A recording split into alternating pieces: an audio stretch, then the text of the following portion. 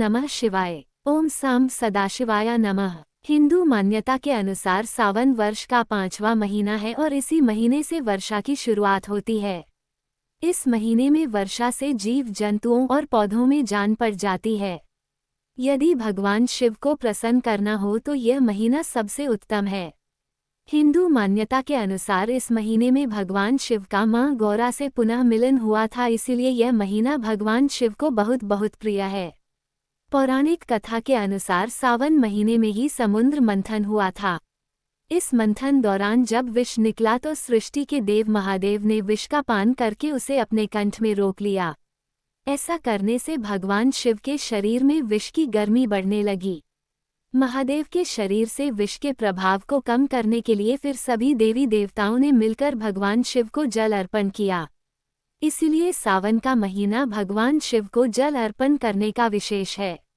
शिव पुराण के अनुसार यदि कोई भी साधक इस महीने में सोमवार के व्रत करता है तो भगवान शिव उसकी समस्त मनोकामनाएं को पूरा करते हैं। इस महीने में कुंवारी स्त्रियां अच्छे वर की प्राप्ति के लिए भगवान शिव को जल चढ़ाती हैं, व्रत रखती हैं और उनकी पूजा करती हैं। विवाहित स्त्रियां अपने पति की लंबी उम्र के लिए भगवान शिव के व्रत रखती हैं और उनकी पूजा करती हैं। भगवान शिव से भक्ति प्राप्त करने के लिए भी यह महीना बहुत उपयुक्त है। श्रावण मास में शिव भक्त हरिद्वार गंगोत्री से शिव भक्त कांवड़ में गंगाजल भरकर पैदल यात्रा करके भगवान शिव को गंगाजल अर्पण करते हैं। श्रावण मास महात्म्य पहला अध्याय 1। शौनक जी ने सूत जी से पूछा, हे महाभाग, आपके मुख से अनेक आख्यान सुने मुझे तृप्ति नहीं हुई, फिर भी कुछ सुनने की इच्छा बढ़ती है।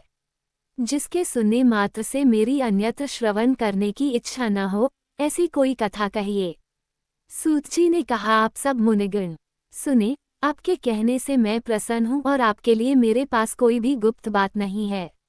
दंभ रहित होना, आस्तिक बुद्धि होना, सुनने की इच्छा होना, नम्रता होना, ब्राह्मण भक्त होना, सुशील स्वभाव होना, धैर्यवान होना, पवित्र होना, तपस्वी होना, दोषारोपण रहित होना, ये 12 गुण श्रोता के कहे गए हैं।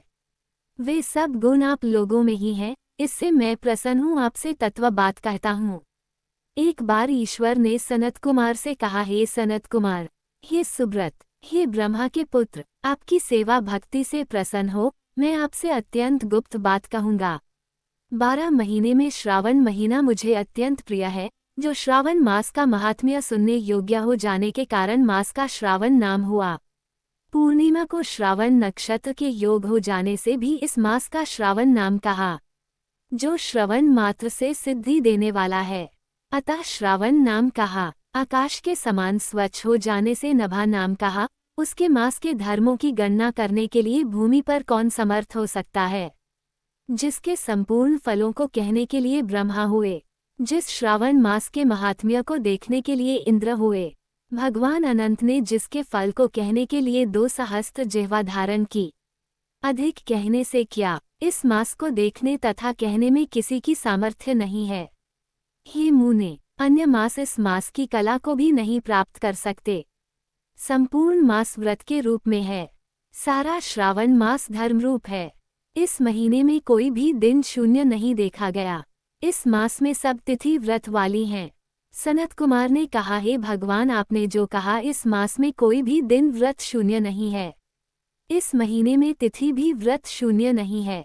हे श्रेष्ठ, उसको आप मुझसे कहें, कौन सा व्रत होता है, उस व्रत का अधिकारी कौन है, फल क्या है, विधि क्या है, किस किसने व्रत किया, उद्यापन विधि क्या है, देवता कौन है, पूज्य कौन है, पूजन सामग्री क्या है, प्रधान पूजन किसका है, जागरण विधि क्या है, किस व्रत का कौन समय है।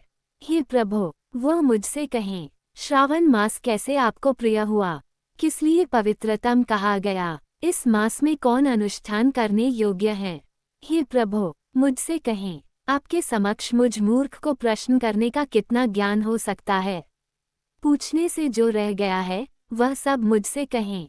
श्रावण मास पहला अध्याय संपूर्ण। बोलिए उमापति महादेव की जय।